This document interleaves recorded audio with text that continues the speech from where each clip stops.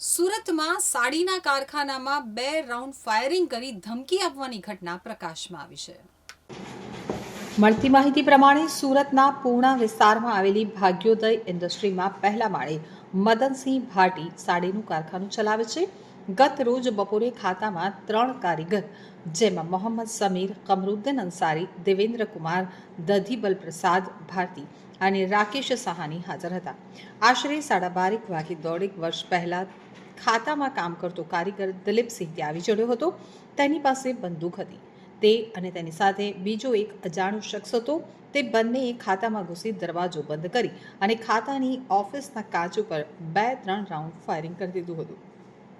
આ અંગે પીઆઈ વી.એમ. દેસાઈએ જણાવ્યું હતું કે ગઈકાલે બપોરે 12:30 વાગ્યાની આસપાસ ફરિયાદીના ખાતામાં અગાઉ કામ કરતો દિલીપસિંહ ઉર્ફે દીપક આવ્યો હતો અને અગાઉ તેને જે કારીગરો સાથે ઝઘડો થયો હતો અને તેઓ ત્યાં કામ કરે છે તે બાબતે ધાકધમકી આપી 2 થી 3 રાઉન્ડ ફાયરિંગ કરી ત્યાંથી ભાગી ગયો હતો।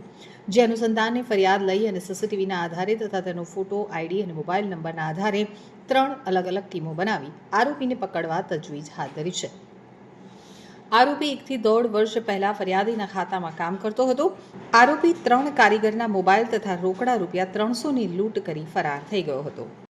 ગઈકાલ બપોરના 12:30 વાગ્યાના આસપાસ જ્યાં કામના જે ફરિયાદી છે એમને ફરિયાદીના ખાતા ઉપર અગાઉ કામ કરતો દિલીપ ઉર્ફે દિલીપસિંહ ઉર્ફે દીપક જે ખાતા ઉપર આવેલો હતો અને અગાઉ એને જે ખાતા ઉપર ઝઘડો થયો હતો આ કારીગરો ત્યાં ક્યાં કામ કેમ કરે છે એ બાબતે એને ધાકધમકી આપી અને 2 થી 3 રાઉન્ડ ફાયરિંગ કરી અને અજાણ્યા કોઈ ઇસમ સાથે આવેલો અને તેથી ભાગી ગયેલ છે। જે અનુસંધાને આ કામના ફરિયાદીની ફરિયાદ લઈ અને સીસીટીવી આધારે તેમજ એના જે ફોટો આઈડી તેમજ એનો મોબાઈલ નંબર મળેલ છે તે આધારે મહેરબાન સીપી સાહેબના હુકમ મુજબથી 3 અલગ અલગ ટીમો બનાવી અને આ કામમાં આરોપીની પકડી પાડવા માટેની તજવીજ હાથ ધરવામાં આવેલ છે।